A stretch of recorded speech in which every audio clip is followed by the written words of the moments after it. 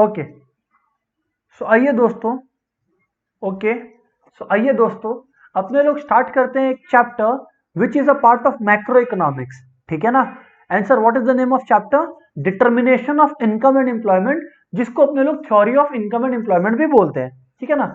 ये micro economics का एक चैप्टर है दोस्तों, ठीक है। ये मैक्रो इकोनॉमिक्स का एक चैप्टर है दोस्तों, ठीक है। शायद मैंने माइक्रो बोल दिया था, so it's a part of macro economics, not micro, okay. हाँ, अगर अपने डिमांड की बात कर रहे होते, मतलब इंडिविजुअल कंसेप्ट की बात कर रहे होते, तो ये माइक्रो का पार्ट हुआ होता। खैर जो भी, अभी अपने लोग टॉपिक पर आते हैं दोस्तों। सबसे पहले ना अपने एक बार रिवाइज करते हैं, रिविजिट करते हैं मैक्रो इकोनॉमिक्स क्या होता है, इस चीज को। जब अपने चीजों के बारे में टोटलिटी में बात करें, उसको मैक्रो इकोनॉमिक्स बोलते हैं। सर मतलब मान लीजिए मैं पूछ रहा हूं कि पर्सन एक्स का इनकम कितना है, पर्सन वाई का इनकम कितना है, पर्सन जेड का इनकम कितना है, तो दोस्तों जब मैं इस टोन में बात कर रहा हूं, then I am talking about और I am within the curriculum of micro economics. लेकिन मैं जब पूछता हूं कि कोलकाता में या दिल्ली में या इंडिया का नेशनल इनकम क्या है, ठीक है ना, इंडियन इकोनॉमी किस रेट से ग्रो कर रही है, तो देखो जब मैं वर्ड यूज कर रहा हूं इंडियन इकोनॉमी, तो मैं ऑल टोटल इंडिया के लिए बात कर रहा हूं। तो जब मैं बहुत सारे इंडिविजुअल्स को ऐड करके टोटलिटी के बारे में कुछ पूछूं, right, then we are in the purview of macro economics, ठीक है ना। नाम से ही पता चल रहा है, मैक्रो मतलब लार्ज, ठीक है ना। स्मॉल मिलाते जाओ, लार्ज बनाते जाओ, राइट। छोटा छोटा कंपोनेंट्स को मिलाओ and it will become large. वो जो लार्ज कंसेप्ट है that is macro economics. Small small concept जो है दैट इज माइक्रो इकोनॉमिक्स, ठीक है। तो हाँ सर, बिल्कुल एकदम परफेक्ट है। ये तो था मैक्रो इकोनॉमिक्स के बारे में जो मैंने डिस्कस किया, द लार्ज कंसेप्ट, जिसमें अपने लोग इंडिविजुअल यूनिट्स की जगह एक टोटल यूनिट के बारे में बात करते हैं, ठीक है ना। ठीक इसी तरह से दोस्तों शुरू होता है ये chapter, theory of income and employment. दोस्तों सबसे पहले अपने लोग ये डिस्कस करते हैं कि एग्रीगेट डिमांड क्या होता है और एग्रीगेट सप्लाई क्या होता है, because that is the first thing we are expected to know in this chapter या इन मैक्रो इकोनॉमिक्स।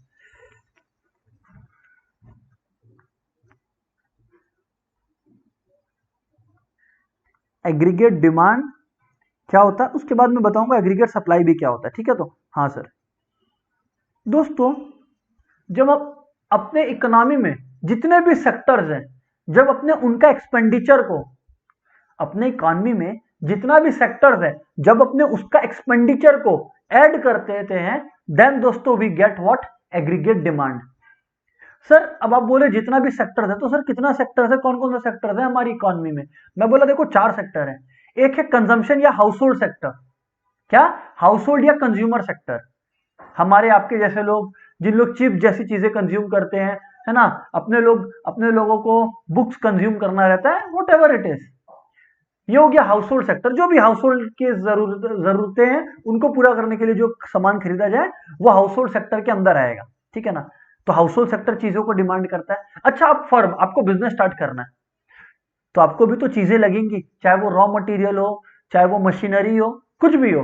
क्या आपको लोगों के सर्विसेज लगेंगे, आपको लेबर का जरूरत पड़ेगा, नहीं पड़ेगा क्या? जी हाँ सर। लेकिन आप जो खर्चा करेगा वो किसके अंदर आएंगे? वो इन्वेस्टमेंट एक्सपेंडिचर के अंदर आएंगे, ओके। तो अब देखो, वैसे गवर्नमेंट की भी कुछ डिमांड रहती है। अरे गवर्नमेंट को भी तो चाहिए होता है ना कि भाई उसके अंडर कुछ लोग काम करें, या ना, या फिर इकोनॉमी को आगे ले जाने के लिए गवर्नमेंट को भी कुछ इक्विपमेंट्स, कुछ लोगों के सर्विसेज का जरूरत पड़ता है। जी हाँ सर। और फाइनली फाइनली फाइनली जब आप एक्सपोर्ट करते हो, तो आपको एक्सपोर्ट करने के लिए भी तो खर्चा करना पड़ता है। क्यों? क्योंकि आप एक्सपोर्ट कब करोगे? जब आप सामान रेडी करोगे। सामान रेडी करने के लिए आप कुछ खरीदोगे तो। जी हाँ सर। तो मैंने आपको 4 केसेस ऑफ डिमांड बताया, house hold, firm, government and foreign sector. तो दोस्तों मैं आपको बता दूं कि इन चारों सेक्टर में आप लोगों को फील हो रहा है कि चारों सेक्टर का अपना अपना कुछ ना कुछ पर्पसेस की वजह से डिमांड होता है। जी हाँ सर। तो इनका एक्सपेंडिचर, ये एक तरह से एक्सपेंडिचर है, इनका एक्सपेंडिचर को जो अब ऐड करते हैं हम लोग, तो उसको अपने एग्रीगेट डिमांड बोलते हैं। क्योंकि यही 4 सेक्टर तो है जो इकोनॉमी में डिमांड क्रिएट करते हैं। सोच के देखो ना, इकोनॉमी में यही तो 4 सेक्टर है जिनकी वजह से डिमांड क्रिएट होता है। क्या तो आप कंज्यूम करोगे तो आप हाउस होल्ड सेक्टर के अंदर, अगर आप इन्वेस्टमेंट के लिए कुछ चीजों को डिमांड कर रहे हो तो आप फर्म सेक्टर के अंदर, यानी कि इन्वेस्टमेंट सेक्टर के अंदर। अगर आप गवर्नमेंट का हिस्सा हो और गवर्नमेंट कुछ चीजें खरीद रहा है तो वो गवर्नमेंट एक्सपेंडिचर के अंदर आ जाएगा, एंड इवेंचुअली अगर आप एक्सपोर्ट करने के लिए कुछ बना रहे हो तो वो नेट एक्सपोर्ट्स में आ जाएगा। तो इन चारों सेक्टर्स का जो टोटल खर्चा है, खर्चा कब होता है? जब अपने कुछ डिमांड करते हैं, जब अपने कुछ डिमांड करते हैं तभी तो खर्चा होता है। जी हाँ सर, तो इन्हीं खर्चों को एग्रीगेट एक्सपेंडिचर या एग्रीगेट डिमांड बोलते हैं। आई होप दोस्तों आप लोग को समझ में आया। जी हाँ सर, वही मैं लिख रहा हूं। It refers to total value of all final goods and services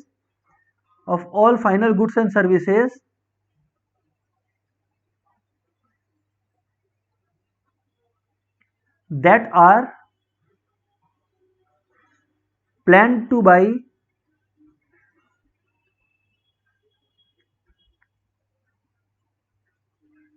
by all the sectors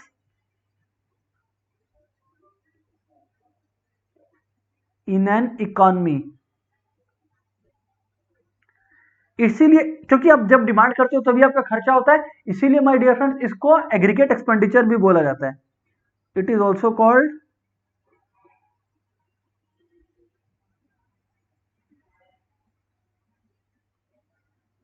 aggregate expenditure. ठीक है, अब मैं आप लोग को बता दूं सर वो क्या, अब मैं आपको बता दूं कि एडी क्या क्या कंटेन करता है, मतलब what are the components of aggregate demand. ध्यान से सुनिएगा।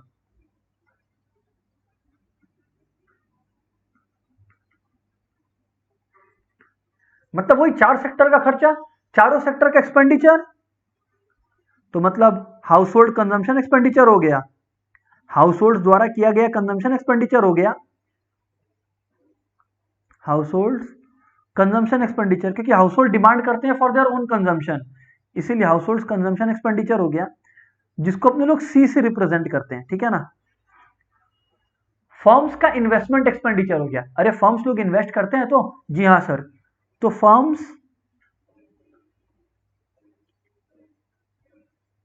Investment expenditure. ठीक है। तीसरा, गवर्नमेंट अपने कंजम्पशन के लिए, मतलब गवर्नमेंट कंट्री की यूज के लिए भी तो कुछ खर्चा करता है, तो गवर्नमेंट कंजम्पशन एक्सपेंडिचर, या सिंपली गवर्नमेंट एक्सपेंडिचर लिख दें आप इसको। और फोर्थ, नेट एक्सपोर्ट। अरे गुड एक्सपोर्ट करने के लिए आपको पहले बनाना तो पड़ेगा जिस पे खर्चा लगेगा। और नेट क्यों लिखा है सर? बिकॉज दोस्तों अपने लोग एक्सपोर्ट माइनस इंपोर्ट करते हैं। सर नेट क्यों लिखा है? बिकॉज दोस्तों अपने लोग एक्सपोर्ट माइनस इंपोर्ट करते हैं, तब हमारा नेट एक्सपोर्ट आता है। Okay sir, is that the logic? Yes that is the logic, yes that is the logic. क्योंकि अपने लोग एक्सपोर्ट माइनस इंपोर्ट करते हैं इसलिए इसको नेट एक्सपोर्ट बोलते हैं। अच्छा, अब मैं बता दूं आप लोग को दोस्तों कि जो एग्रीगेट डिमांड का अल्टीमेट वैल्यू होता है वो क्या होता है? सी प्लस आई प्लस जी प्लस एक्स माइनस एम। मतलब आपको अगर एग्रीगेट डिमांड या एग्रीगेट एक्सपेंडिचर निकालना है। अच्छा, इसमें भी दोस्तों मैं आपको एक बात बता दूं कि केन्स केन्स है जिन्होंने ये इकोनॉमिक्स निकाली थी जिसके बारे में अपने पढ़ रहे हैं, aggregate demand, aggregate supply and all this. Keynes का एक सिंपल केनेशियन मॉडल होता है जो बोलता है कि क्लोज्ड इकोनॉमी को कंसिडर करो। एक क्लोज्ड इकोनॉमी के हिसाब से हम लोग का करिकुलम डिजाइन है। क्लोज्ड इकोनॉमी देखो, क्लोज्ड इकोनॉमी प्लस गवर्नमेंट को इग्नोर करना है।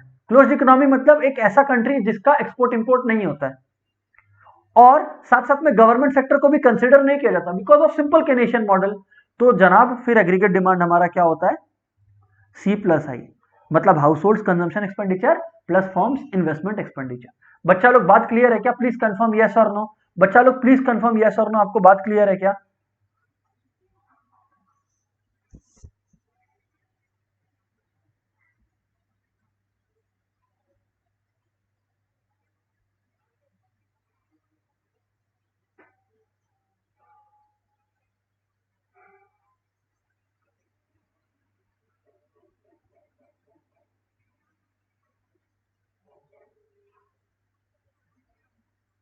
यस सर, हाँ सर, क्लियर है सर, ओके सर, हाँ ठीक है।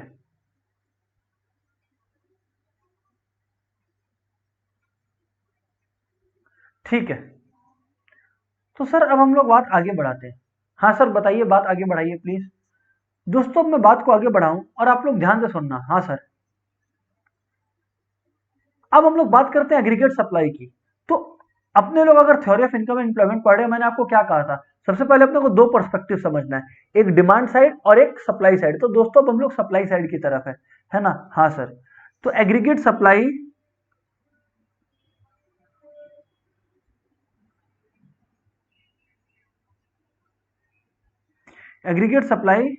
is the money value of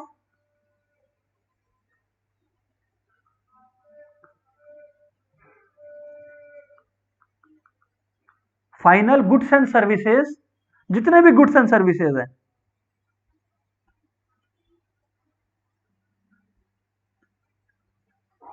available for sale in an economy. आज आप लोग एक चीज समझो, एग्रीगेट डिमांड को अपने क्या बोले थे सर, एग्रीगेट डिमांड को अपने एग्रीगेट एक्सपेंडिचर बोले थे। आई आस्क अगेन सर, अपने क्या बोले थे, एग्रीगेट डिमांड। एग्रीगेट डिमांड को अपने क्या बोले थे, एग्रीगेट एक्सपेंडिचर। क्यों, क्योंकि जब भी अपने कुछ डिमांड करते हैं तो अपने को खर्चा करना पड़ता है। बट एग्रीगेट सप्लाई को एग्रीगेट इनकम या नेशनल इनकम बोला जाता है। पता है क्यों, क्योंकि जब आप गुड्स एंड सर्विसेज सप्लाई करते हो तभी तो आपका इनकम होता है, इसीलिए एग्रीगेट सप्लाई को नेशनल इनकम भी बोला जाता है। Oh, it is nothing but national income.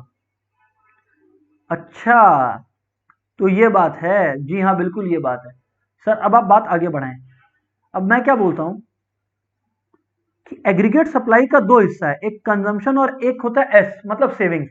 Aggregate supply क्या है, इनकम है, या I should say national income है। अरे जनाब, इनकम का दो ही तो चीज हो सकता है, क्या तो आप इनकम को कंजम्पशन पे खर्चा कर सकते हो, या अपने इनकम का कुछ हिस्सा को सेव कर सकते हो। ओ, तो एस रिप्रेजेंट्स सेविंग्स। अच्छा सर, ये बात तो बिल्कुल जम गया आपका। हम बोला ठीक है, अभी सुनते चलिए, अभी सुनते चलिए सर। हाँ सर, अब दोस्तों अपने थोड़ा सा बात करेंगे, थोड़ा सा टाइम स्पेंड करेंगे कंजम्पशन और सेविंग्स पर। कंजम्पशन, सेविंग्स, इन्वेस्टमेंट सब पर ही, सबके बारे में ही अपने बात करेंगे। पहले आइए अपने लोग बात कंजम्पशन का करें, क्योंकि ये टॉपिक बहुत अंदर तक लेकर जाएगा अपने को। इस टॉपिक से, कंजम्पशन से, सेविंग से बहुत सारे क्वेश्चंस आते हैं, चाहे न्यूमेरिकल हो या अदरवाइज हो। तो प्लीज ध्यान से सुनिएगा। हाँ दोस्तों, अब हम लोग बात करेंगे कंजम्पशन के बारे में, ठीक है। अच्छा दोस्तों, मैं आपको बता दूं कि कंजम्पशन जो होता है ना, वो दो प्रकार का होता है, दो टाइप्स का होता है। अच्छा सर, जी हाँ सर, बताइए सर कौन से दो टाइप्स का होता है कंजम्पशन। मैं बोला ये ध्यान से देखिए, मैं बोला ये देखिए ध्यान से। हाँ सर बताइए। दोस्तों पहला टाइप का कंजम्पशन होता है जिसको अपने क्या बोलते हैं, ऑटोनॉमस कंजम्पशन। क्या बोलते हैं, ऑटोनॉमस कंजम्पशन।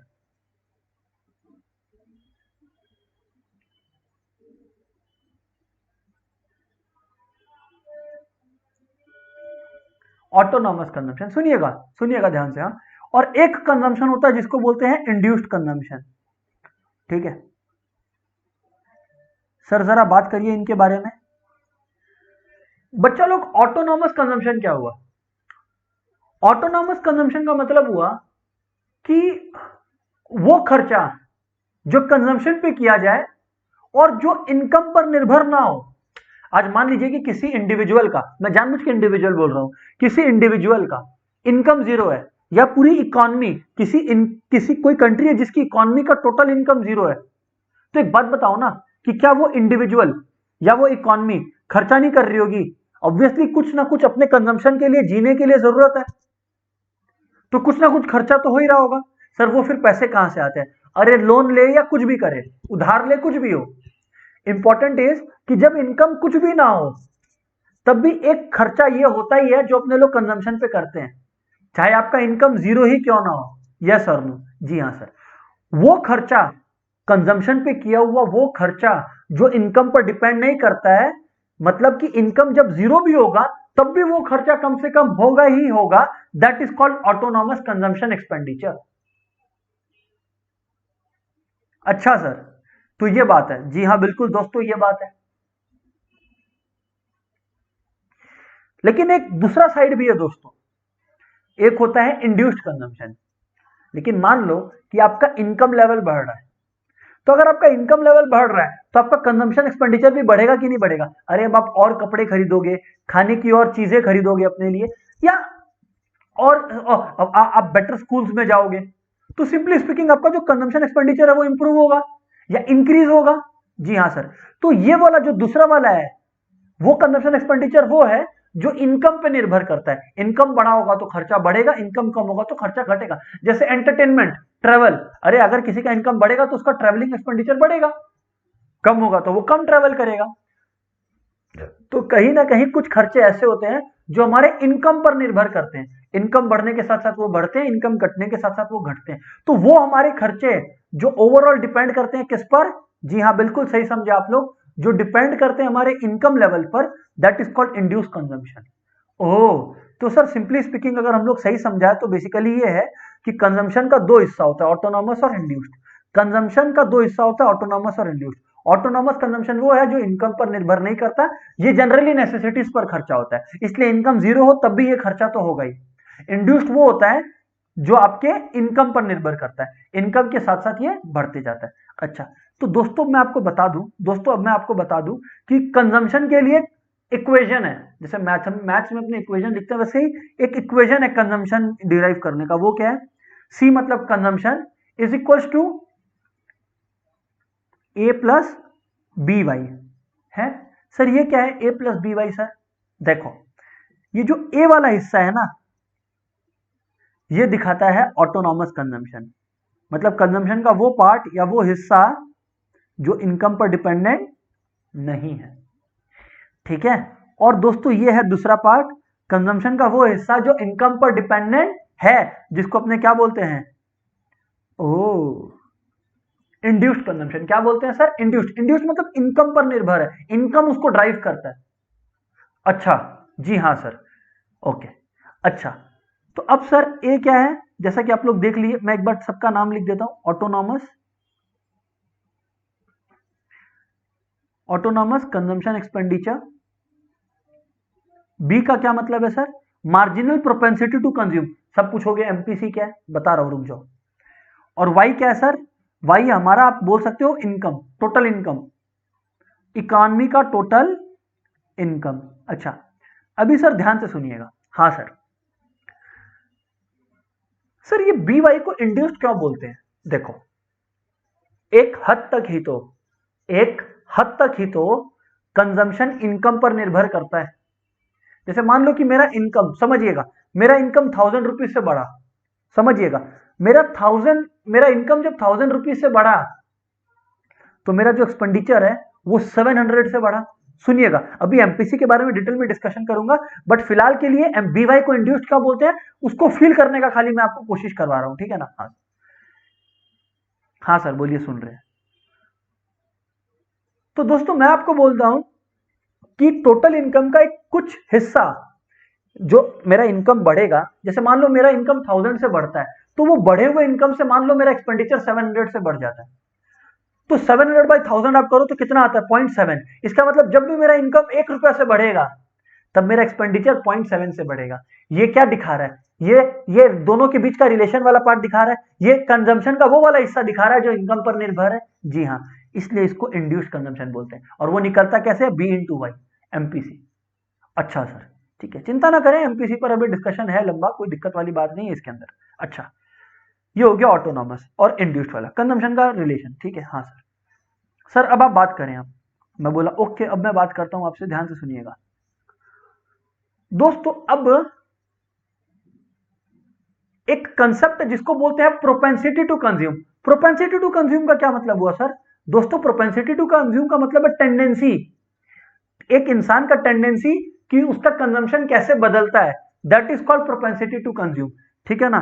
हाँ sir, that is called propensity to consume. Okay sir, अभी ध्यान से सुनिएगा। हाँ सर बोलिए, सुन रहे हैं। प्रोपेंसिटी टू कंज्यूम दिखाता क्या है? अलग अलग इनकम लेवल्स पर अलग अलग कंजम्पशन एक्सपेंडिचर दिखाता है, बस बात खत्म। तो what is propensity to consume?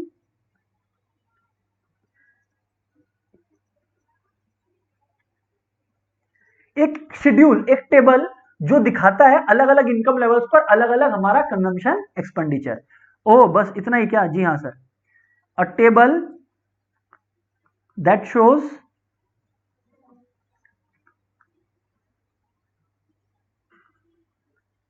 Consumption expenditure at different levels. ठीक है, तो हाँ सर, अभी ध्यान से सुने आप, ध्यान से सुने आप। हाँ सर, प्रोपेंसिटी टू कंज्यूम जो होता है ना, ये जो टेबल होता है वो दो तरीका का होता है। एक होता है APC, average propensity to consume. ध्यान से सुने आप लोग सबका मीनिंग। हाँ, एक होता है एवरेज प्रोपेंसिटी टू कंज्यूम,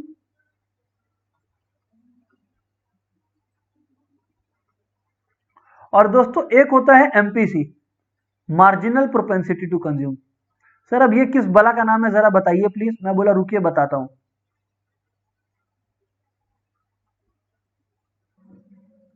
हाँ सर, देखिए आज आप लोग ध्यान से देखिएगा। हाँ, पहले मैं आपको एपीसी समझा रहा हूं, उसके बाद अपने डिस्कशन करेंगे। देखो ध्यान से, एक टेबल सिंपल सा,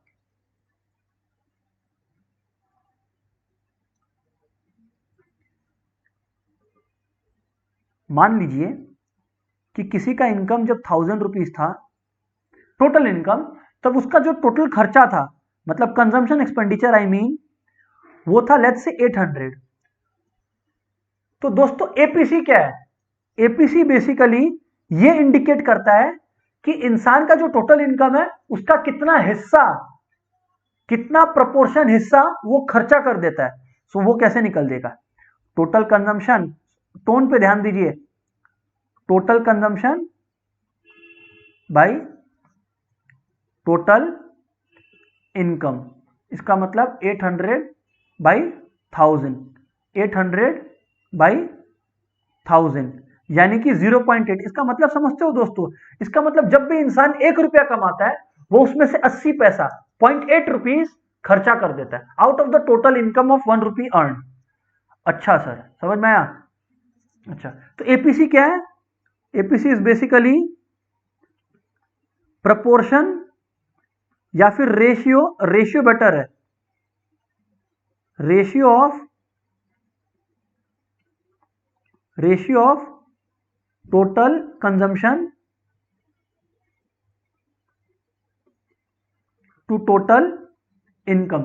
इस बात को फील करिए आप लोग।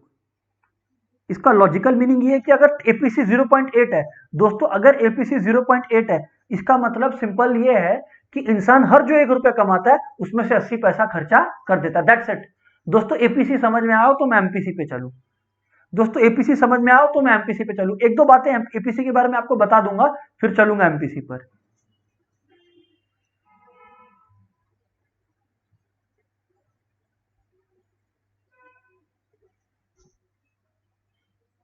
क्लियर है तो कंफर्म करें दोस्तों। हाँ sir, perfect sir, perfect perfect perfect. हाँ सर क्लियर है। अभी तक आप लोगों में से सिर्फ 7-8 जन का रिस्पॉन्स है, बाकी सब भी रिस्पॉन्ड करें फटाफट। ग्रेट,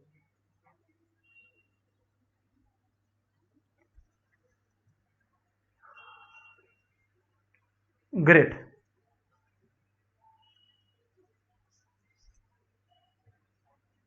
ठीक है। अच्छा, अब दोस्तों मैं अब आपसे बात करने वाला हूं किसके बारे में? सर एमपीसी के बारे में। किसके बारे में सर? एमपीसी के बारे में। अच्छा, एमपीसी के बारे में बात करने से पहले एपीसी से एक दो सौ क्वेश्चन आ सकते हैं, तो मैं आप लोग को पहले वो समझा देता हूं। ठीक है, तो जी हाँ सर बताएं क्या। दोस्तों बात ये है, दोस्तों बात ये है कि APC can be more than one. क्या पता आप लोग को ये बात? हाँ sir, APC can be more than one. Sir आप ये कैसी बातें करते हो? क्योंकि अगर sir APC more than one है, इसका मतलब तो कंजम्पशन एक्सपेंडिचर इनकम से ज्यादा है। जितना हम लोग कमा नहीं रहे उससे ज्यादा खर्चा कर रहे हैं। हाँ ऐसा होता है शुरुआत में। क्यों?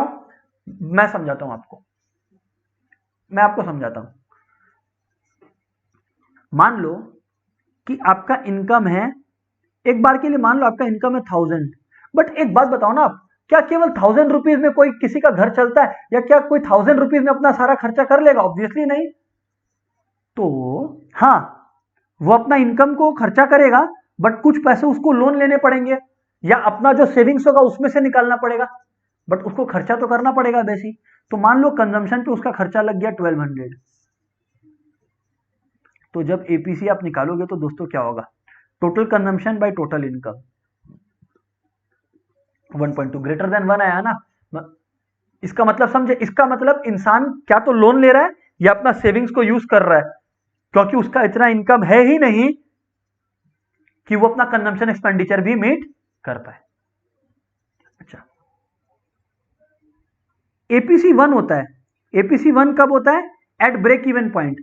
ब्रेक इवन पॉइंट या इक्विलिब्रियम पॉइंट, मतलब जहां पे कंजम्पशन और नेशनल इनकम बराबर हो, जहां पे कंजम्पशन और नेशनल इनकम, नेशनल वर्ड में क्यों यूज कर रहा हूं, क्योंकि सर हम लोग मैक्रो इकोनॉमिक्स पढ़ने के लिए बैठे हुए हैं यहां पर, ठीक है। जी हां सर, बिल्कुल समझ में आ रही है आपकी बात, ठीक है।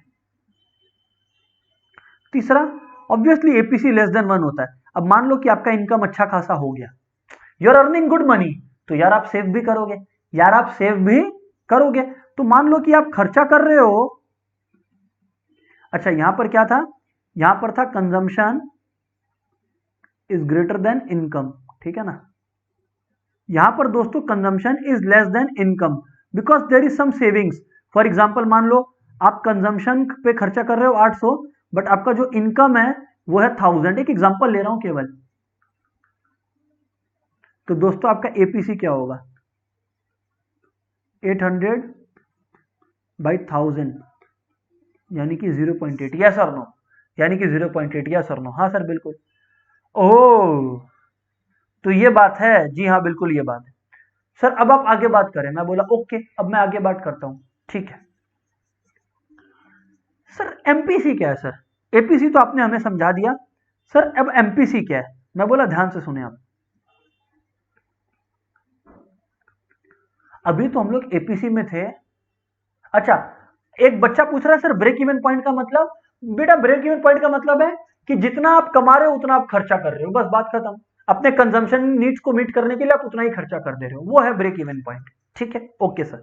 अच्छा अब आते हैं एमपीसी पर। दोस्तों जब हम लोगों ने एपीसी के बारे में बात किया तो हम लोगों ने कहीं ना कहीं टोटलिटी को रेफर किया, total consumption bye total income, तो हम लोगों ने कहीं ना कहीं तो टोटलिटी को रेफर किया, जी हाँ बिल्कुल सर किया। अब दोस्त जब मेरा इनकम मान लो 1000 था, अब मेरा इनकम 1000 से 2000 हुआ, तो मेरा इनकम और कितने से बढ़ा, 1000 से चेंज हुआ। और सिंपल करने के लिए 500 से बढ़ाते हैं। मान लो पहला मेरा टोटल इनकम 1000 था, अब मेरा इनकम टोटल 1500 है, मतलब मेरा इनकम कितने से बढ़ा, 500 से, जी हाँ सर। तो जब मेरा इनकम 500 से बढ़ा, तो आप लोग को पता है there is something called induce consumption, जो मतलब कि वो कंजम्पशन एक्सपेंडिचर जो इनकम के साथ साथ बढ़ता है, तो बेटा मेरा कंजम्पशन एक्सपेंडिचर भी तो बढ़ेगा। तो जो मेरा बढ़ा हुआ 500 रुपया है, उस बढ़ा हुआ 500 रुपया में से हम कितना खर्चा किया, that is called MPC.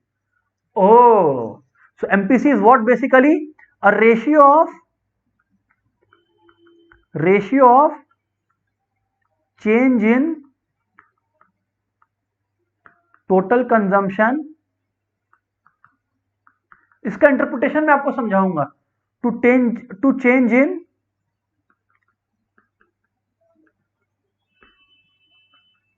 Total income. MPC is equals to, ध्यान से सुनिएगा,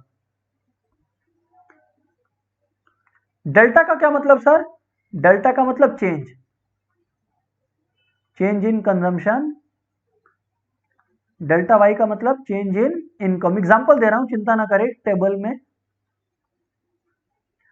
दोस्तों मानिए, आप लोग मान लीजिए दोस्तों, ठीक है, तो हाँ सर, ये अपना इधर, जी हाँ सर, कंजम्पशन इनकम, ये टोटल कंजम्पशन, ये टोटल इनकम दिखा रहा है, ठीक है ना, हाँ सर। हालांकि बोलने का जरूरत ही नहीं है, लेकिन स्टिल मैं आपको बता दिया, ठीक है। अच्छा, मान लीजिए आप लोग कि ये यहां पर अपने लोग लिख देते हैं एमपीसी की वैल्यू, ठीक है ना। एमपीसी की वैल्यू यहां पर लिखेंगे अपने लोग, ठीक है। सुनिएगा, मान लीजिए कि कंजम्पशन एक्सपेंडिचर 800 था जब टोटल इनकम 1000 था, ठीक है जी हाँ सर। दोस्तों प्लीज ध्यान से सुनिएगा, वैसे ही जब इनकम हो गया 1500 तो कंजम्पशन एक्सपेंडिचर भी थोड़ा सा बढ़ा और हो गया लेट्स से 1100। दोस्तों एक बात को फील करें आप, मैं एक काम करता हूं, एमपीसी को हटाता हूं, एमपीसी को तो मैं साइड में लिख दूंगा, पहले एपीसी बताता हूं। एपीसी का मतलब कि जब टोटल इनकम 1000 था तो टोटल कंजम्पशन पे कितना खर्चा कर रहे थे 800, तो कहीं ना कहीं वो 8.8 है एपीसी। जब इनकम बढ़ा और 1500 हुआ तो कंजम्पशन बढ़ के 1100 हुआ, उस लेवल पर एपीसी क्या है 1100 बाई 1500। अच्छा ये कैसे कैलकुलेट हुआ ये भी लिख देता हूं, 800 बाई 1000, ठीक है हाँ सर। अच्छा अब 1100 बाई 1500 करें आप, 1100 बाई 1500 करें आप, सर कर रहा है तो सर आप लोग का कितना आएगा, अगर आप लोग करके देखो तो आप लोगों का लेट मी टेल यू 0.7 के आसपास कुछ आएगा, करेक्ट जी हाँ सर। ये है एपीसी, अभी तक एमपीसी नहीं बताया, अभी तक आपको एमपीसी नहीं बताया, प्लीज ध्यान से सुनिएगा।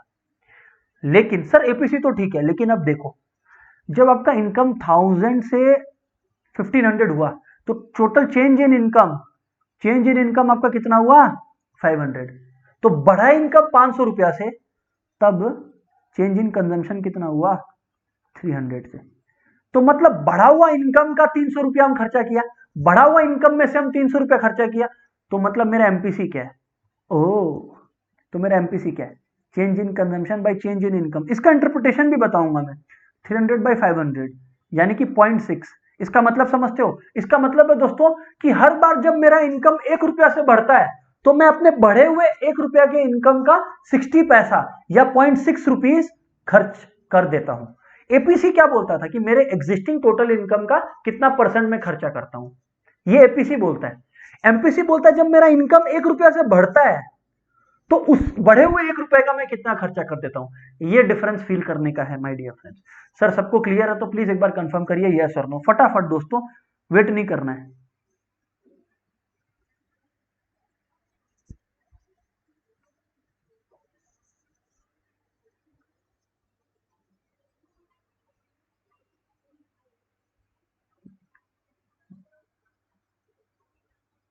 बताइए फटाफट, क्लियर कीजिए, कंफर्म कीजिए। हाँ सर,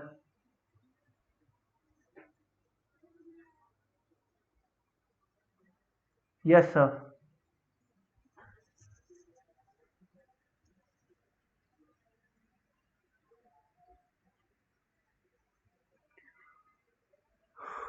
यस सर, ठीक है, ठीक है। अच्छा मैं अब आपको बता दूं कि एमपीसी जो है ना, एमपीसी जो है वो दोस्तों चेंज इन टोटल कंजम्पशन है, इसीलिए एमपीसी को ना स्लोप ऑफ कंजम्पशन कर्व भी बोलते हैं, क्योंकि स्लोप क्या इंडिकेट करता है, चेंज। स्लोप क्या इंडिकेट करता है, चेंज। एमपीसी उस चेंज को इंडिकेट करता है, तो इसीलिए इसको स्लोप ऑफ कंजम्पशन कर्व भी बोलते हैं। हाँ, पूरा का पूरा जो कंजम्पशन कर्व होता है ना, उसका जो भी शेप होता है वो एमपीसी की वजह से ही होता है। आइए देखते हैं अब ग्राफ, इसका कर्व कैसा होता है सर, ध्यान से देखिएगा। धीरे धीरे आप देखोगे कि मैं इसी डायग्राम को और मॉडिफाई करते जाऊंगा जैसे जैसे आपको नए कंसेप्ट को मैं इंट्रोड्यूस करूं, ठीक है ना जी हाँ सर।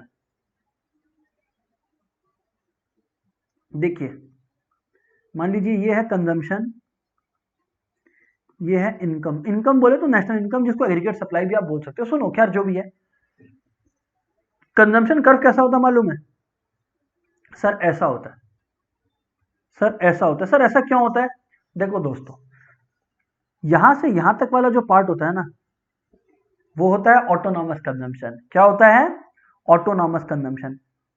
और सर ये ऊपर से क्यों शुरू हो रहा है, सर ये ऊपर से शुरू क्यों हो रहा है बच्चा लोग, ये इसलिए ऊपर से शुरू हो रहा है बिकॉज जब आपका कुछ इनकम ना हो तब भी ना कुछ कंजम्पशन एक्सपेंडिचर तो हो ही रहा होगा, इसीलिए वो ओरिजिन से शुरू नहीं हो रहा है। Okay sir, autonomous consumption. लेकिन एक बात समझिए, ऑटोनॉमस कंजम्पशन के बाद जैसे जैसे आपका इनकम बढ़ेगा वैसे वैसे कंजम्पशन बढ़ेगा, जी हाँ सर। ओके सर, समझ में आ गया, ये है कंजम्पशन कर्व, या इसलिए ऐसा होता है शेप कंजम्पशन कर्व का। ठीक है सर, बिल्कुल बिल्कुल ठीक है सर। अब दोस्तों जैसे हम लोगों ने बात किया कंजम्पशन के बारे में, अब मैं आपसे बात करूंगा सेविंग्स के बारे में। किसके बारे में? सेविंग्स के बारे में। ओके सर, तो बताएं हमें आप सेविंग्स के बारे में भी। सर मैं बोला ध्यान से सुनिए, सेविंग्स। दोस्तों दोस्तों ध्यान से सुनिएगा, जैसे कंजम्पशन का दो हिस्सा होता है, सेविंग्स का ऑटोमेटिकली, क्योंकि देखो सेविंग्स क्या है, कंज्यूम करने के बाद जो बचा, तो जिस तरह से कंजम्पशन बदलता है ना कहीं उसका इंपैक्ट सेविंग्स पर भी होता है। ठीक है ना कहीं उसका इंपैक्ट सेविंग्स पर भी होता है। आज आप लोग समझो, ऊपर में अपने लोग क्या पढ़े थे, ऊपर में अपने लोग क्या पढ़े थे कि जो एग्रीगेट सप्लाई है, पढ़िए एकदम शुरू में जब अपने लोग लेक्चर डिस्कशन शुरू किए थे, क्लास शुरू किए थे, अपने लोग पढ़े थे कि aggregate supply is consumption plus savings. Correct. Aggregate supply मतलब नेशनल इनकम ही तो हो गया। सुनिएगा आप लोग बात को, consumption plus savings, aggregate supply क्या हो गया? National income. ये भी मैंने लेक्चर की शुरुआत में आपको समझाया था। अच्छा, कंजम्पशन का इक्वेशन क्या होता है? A plus B Y. मैं एक्चुअली क्या करके दिखा रहा हूं, मैं चाहूं तो डायरेक्टली सेविंग्स को इंडिकेट कर सकता हूं, बट आई फील कि वो फिर कहीं ना कहीं आपको थोड़ा सा कंफ्यूजन और केओस क्रिएट करके देगा, इसलिए आई एम एक्सप्लेनिंग कि वो सेविंग्स का इक्वेशन आया कैसे। तो ए प्लस बी वाई को जब आप इधर ले आओ तो वो हो गया सेविंग्स। तो दोस्तों क्या हुआ? Minus A plus Y bracket के अंदर 1 minus B equals to S. Yes और नो? मतलब बच्चा लोग टोटल सेविंग्स क्या हुआ? Minus A plus Y into 1 minus B. हाँ सर। सर ये माइनस ए क्यों है? Good question. माइनस ए को हम लोग दोस्तों बोलते हैं डिस सेविंग्स या नेगेटिव सेविंग्स। सर नहीं समझ में आया, इसको डिस सेविंग्स भी बोलते हैं। सर ऐसा क्यों?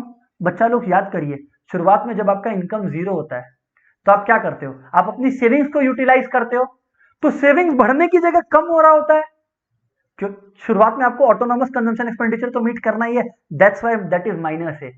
ओह, और 1 माइनस बी क्या इंडिकेट करता है बच्चा लोग? 1 माइनस बी इंडिकेट करता है एमपीएस को, मार्जिनल प्रोपेंसिटी टू सेव को। ठीक है, और वाई तो इनकम है। ठीक है, अब सर सवाल है मार्जिनल प्रोपेंसिटी टू सेव क्या होता है? बेटा जैसे कंजम्पशन था वैसे ही सेव है। बढ़े हुए इनकम का, मेरे बढ़े हुए इनकम का कितना हिस्सा मैं सेव कर पाता हूं, that is marginal propensity to save बच्चा। अच्छा, तो ये बात है क्या? जी हाँ सर, ये बात है। चलिए अब थोड़ा सा अंदर चल के बात करते हैं एपीएस और एमपीएस के बारे में, जिससे चीजें बेटर हो। सबसे पहले APS, average propensity to save.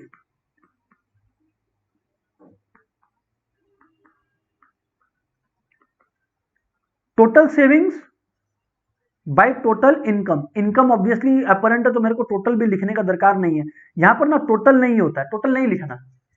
Aggregate demand aggregate supply तो अपने आप इस चीज को क्लियर करता है। खैर जो भी है, savings by income. Sir example, मान लीजिए कि जब आपका इनकम 1000 है, आप खर्चा 800 कर रहे हो, तो आप सेव कितना कर रहे हो टोटल? यहां पर बात टोटलिटी का चल रहा है, जब भी एवरेज चल रहा है तो आप सेविंग्स 200 कर रहे हो, तो आपका एवरेज प्रोपेंसिटी टू सेव क्या है? 200 बाई 1000, यानी कि 0.2। मतलब हर 1000 रुपया जो टोटल आपका इनकम होता है उसमें से आप 200 रुपया बचा लेते हो। अच्छा, एपीएस के बारे में और भी बातें मैं अब आपको बताता हूं। सर बताओ क्या? सबसे पहली बात, एपीएस कांट बी 1 और मोर देन 1। सर ऐसा क्यों? दोस्तों एपीएस 1 का मतलब आप समझते हो क्या? नहीं सर आप बताओ। बच्चा लोग एपीएस 1 का मतलब होता है, सुनो, एपीएस 1 कब होगा? जब सेविंग्स और इनकम एक दूसरे के बराबर हो। मतलब इंसान जितना इनकम अर्न कर रहा है पूरा का पूरा सेव कर ले रहा है। बच्चा लोग ऐसा कभी नहीं हो सकता, क्योंकि अपने लोग ऑटोनॉमस कंजम्पशन के बारे में पढ़े हैं कि वो कंजम्पशन जो तब भी होगा जब इनकम जीरो हो। तो मतलब कंजम्पशन तो कभी जीरो हो ही नहीं सकता। कभी भी दुनिया में पॉसिबल है क्या कि आप सिर्फ अर्न कर रहे हो और सब बचा ले रहे हो, खा रहे पी नहीं रहे, कुछ नहीं कर रहे? पॉसिबल है? नहीं। तो एपीएस 1 नहीं हो सकता। अरे बेटा अगर एपीएस 1 ही नहीं हो सकता तो मोर देन 1 कहां से होगा? अरे ऐसा कभी होगा क्या? अरे भाई ऐसा दुनिया हो तो हम भी वहीं चले जाएंगे, आप लोग भी चलना मेरे साथ। कैसा दुनिया सर? जहां पर अगर अर्न 1000 रुपीज कर रहे हैं तो सेव 1200 कर रहे हैं। ओ माई गॉड! अरे बराबर का नहीं कर सकते, ज्यादा कैसे बचाएंगे? जितना कमा रहे हैं उससे ज्यादा सेव कर रहे हैं। पायरेट्स ऑफ द कैरिबियन देखे हैं क्या? नहीं, ऐसा पॉसिबल नहीं है। सो दैट्स वाई दोस्तों एपीएस कांट बी 1 और मोर देन 1। ठीक है, आगे बात करें सर आप।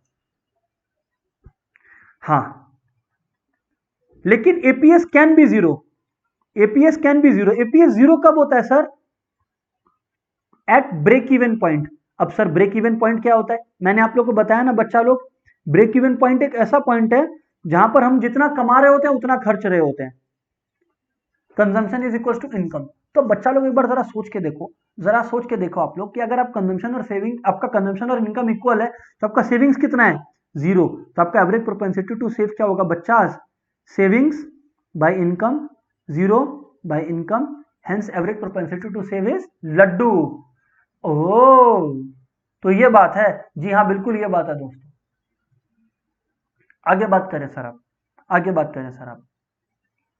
ठीक है, मैं आगे बात करता हूं।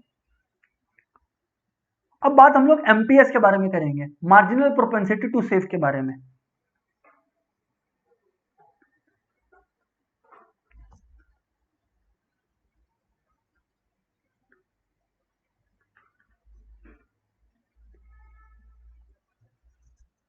मार्जिनल प्रोपेंसिटी टू सेव के बारे में बात करेंगे। तो जनाब एमपीएस क्या होता है? Change in savings by change in income. मतलब जब भी मेरा इनकम 1 रुपया से बढ़ता है तो उस बढ़े हुए 1 रुपए से मैं का कितना हिस्सा, उस बढ़े हुए 1 रुपए का मैं कितना हिस्सा बचा लेता हूं, दैट इज एमपीएस।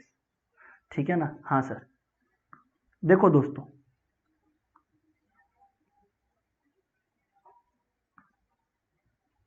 हाँ सर बोलिए। देखो दोस्तों, मान लो आपका इनकम जब 1000 है, इसका एक और कॉलम बना लेते हैं। मान लो जब आपका इनकम 1000 है तो आप सेविंग्स कर रहे हो 800 की, वेरी गुड।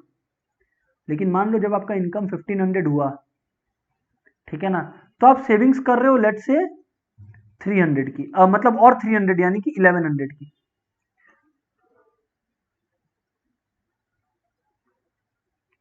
इसको थोड़ा सा बेटर करते हैं, 1000 में से 800 कैसे बचा सकते हैं? ठीक है ना, मैंने कंजम्पशन का एग्जांपल दे दिया, ठीक है ना। तो आप सेव कर रहे हैं मान लो 200, तो आप सेव कर रहे हैं मान लो 200। जब आपका सेविंग्स बढ़ा, मतलब जब आपका इनकम बढ़ा, पहले जब आपका इनकम 1000 था दोस्तों तो आप सेव कर रहे थे 200, करेक्ट। जब आपका इनकम बढ़ के टोटल 1500 हुआ तो आपका जो टोटल सेविंग है वो बढ़ के कितना हो गया? लेट से 400 हो गया, लेट से। कोई दिक्कत थोड़ी ना इसमें? नहीं सर, कोई दिक्कत नहीं है। तो बच्चा लोग अभी ध्यान से देखो, तो बच्चा लोग अभी ध्यान से देखो, या फॉर सिंप्लिसिटी में इसको एक बार 500 कर देता हूं, तो आपका सेविंग्स जो है बढ़ के 500 हो गया। तो बच्चा लोग अभी ध्यान से देखो, आपका चेंज इन इनकम कितना हुआ? 500। आपका चेंज इन सेविंग्स कितना हुआ सर? 300। तो मतलब बढ़े हुए इनकम का 300 मैंने बचा लिया, तो मेरा एमपीएस कितना हुआ? Change in savings 300 by change in income 500। यानी कि क्या हुआ दोस्तों? अगर आप लोग कैलकुलेट करोगे तो ये आपका 0.6 आएगा। मतलब जब भी मेरा इनकम 1 रुपए से बढ़ता है, मैं बढ़े हुए इनकम का 60 पैसा बचा लेता हूं। दैट इज एमपीएस दोस्तों। ठीक है, तो हाँ सर। अब दोस्तों मैं आपको बताता हूं कुछ क्रूशियल बातें। सर बताएं, आप क्या बता रहे हो सर? वो ये कि रिलेशन है कुछ between APS and APC and APS. बताओ सर क्या रिलेशनशिप बिटवीन, मैं डायरेक्टली रिलेशनशिप लिख सकता हूं और लिख भी दूंगा, बट पहले आप लोग समझ तो लो। हाँ सर बोलो क्या? दोस्तों वो ये कि देखो आज अपने को मालूम है इनकम क्या है, consumption plus savings aggregate supply पढ़े थे ना? हाँ सर। अगर मैं पूरे को 1 से डिवाइड कर दूं, पूरे इक्वेशन को, तो क्या हो जाएगा? यानी कि 1। और ये ए सी बाई वाई क्या है? एपीसी। और एस बाई वाई क्या है? Average propensity to save. तो ये था पहला रिलेशन जिसके लिए मैंने डेरिवेशन करके दिखाया आपको। ओह सर, समझ आया। अच्छा, अब इसी तरह से दोस्तों relation between MPC and MPS होता है, बस मैं डिराइव करके आपको दिखा देता हूं।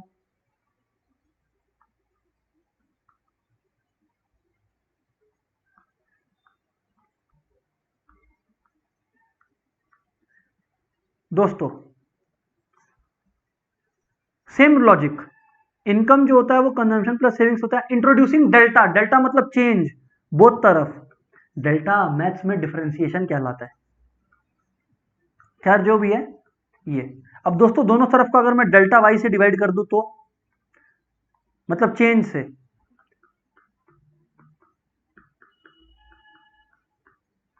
तो क्या हो गया, 1 is equal to MPC plus MPS.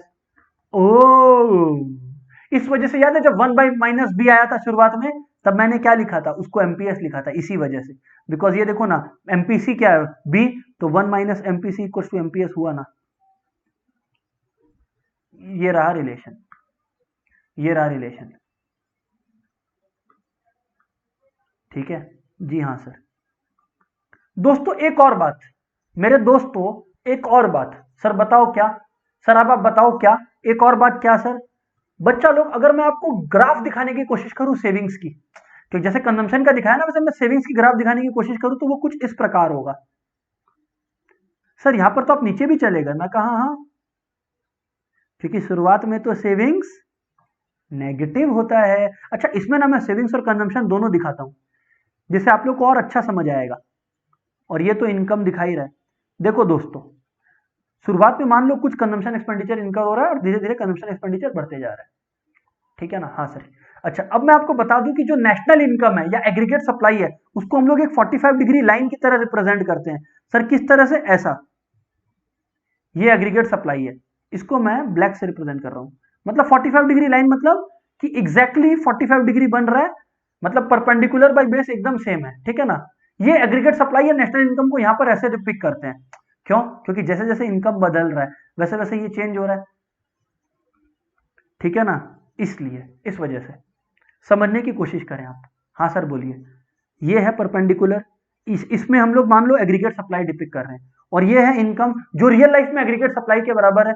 तो रियल लाइफ में ये जो है ये 45 डिग्री ही तो बनेगा, बिकॉज 1045 क्या होता है 1, 1045 क्या होता है दोस्तों 1। खैर अपने इस चीज को अलग से कवर कर लेंगे, मैं अलग से आपको ये समझा दूंगा, बट अभी के लिए आप लोग खाली इस बात पर फोकस करें क्या सर, कि ये एग्रीगेट सप्लाई 45 डिग्री लाइन होता है। तो दोस्तों आप एक चीज समझिए, एग्रीगेट सप्लाई इनकम को रिप्रेजेंट कर रहा है, ये कंजम्पशन को रिप्रेजेंट कर रहा है, खाली इस बात पर ध्यान दीजिए। एग्रीगेट सप्लाई 45 डिग्री लाइन क्यों है वो मैं बता दूंगा आप लोगों को, ठीक है ना, नेक्स्ट डिस्कशन में हमारे। अभी सुनिए दोस्तों, इस लेवल पर, ये शुरुआती लेवल पर, ये जो लेवल 1 मैं जहां पे लिख रहा हूं, इस लेवल पर कंजम्पशन जो है वो इनकम से ज्यादा है, मतलब हमारे को अपना सेविंग्स यूज करना पड़ रहा है। जी हाँ बिल्कुल। तो ये अगर ए है, ये अगर ए है, तो मेरा जो सेविंग्स है वो माइनस ए है, क्योंकि मेरे को अपने सेविंग्स से निकालना पड़ रहा है। इस लेवल पर ब्रेक इवन पॉइंट बोलते हैं, ब्रेक इवन पॉइंट क्यों, क्योंकि यहां पर इनकम और वो इक्वल है। तो इस लेवल पर क्या होगा, सेविंग्स एग्जैक्टली जीरो होगा, जीरो होगा तो मतलब एक्स एक्सिस को टच करेगा, और इसके बियॉन्ड, इसके बियॉन्ड तो आपका जो इनकम है वो ग्रेटर है देन कंजम्पशन, तो ऑब्वियसली पॉजिटिव सेविंग्स। इस वजह से जो ग्राफ होगा दोस्तों वो इस तरह का बनेगा, ध्यान से देखिएगा। हाँ सर, नेगेटिव, देखिए शुरू में, शुरुआत में नेगेटिव, फिर इधर बराबर, और फिर पॉजिटिव। ये है आपका सेविंग्स का। बच्चा लोग सबको क्लियर है क्या, प्लीज से यस और नो, कंफर्म करो यस और नो प्लीज एवरीबॉडी।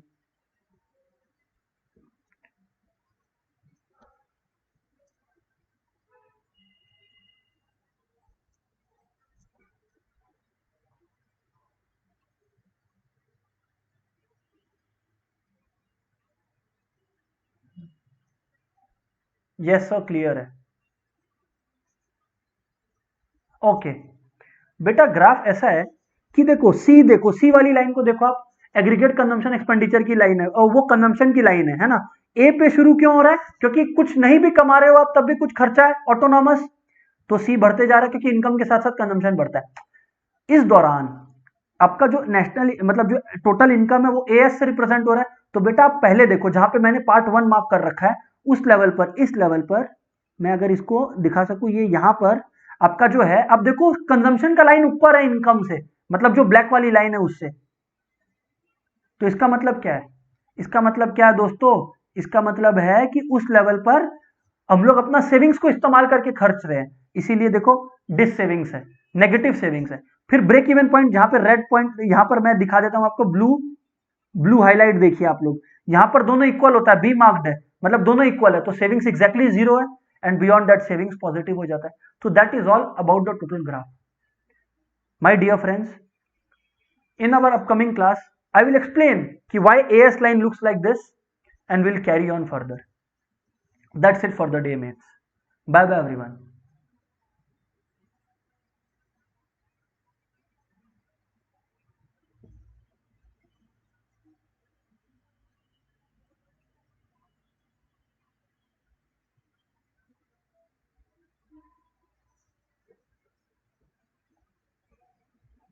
Okay.